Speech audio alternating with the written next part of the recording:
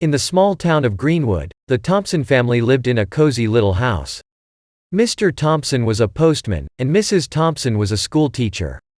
They had 2 children, Lily and Max. Every evening, after dinner, the family would gather in the living room. Mr. Thompson would read the newspaper, Mrs. Thompson would knit, and the children would either play a board game or read a book. The room was always filled with laughter and love. One winter, a heavy snowstorm hit Greenwood.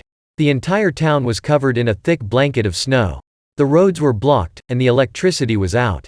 The Thompsons' house was cold, and they had to rely on candles for light. However, even in the cold and darkness, the Thompson family found warmth in each other's company.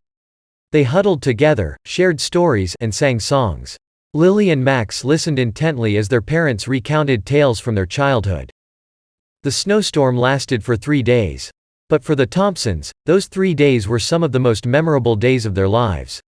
They realized that even in the toughest times, family is the biggest source of warmth and comfort. When the storm finally passed, and life returned to normal, the Thompsons continued their evening tradition. But now, they had a new story to add to their collection, the story of the snowstorm and the warmth of family.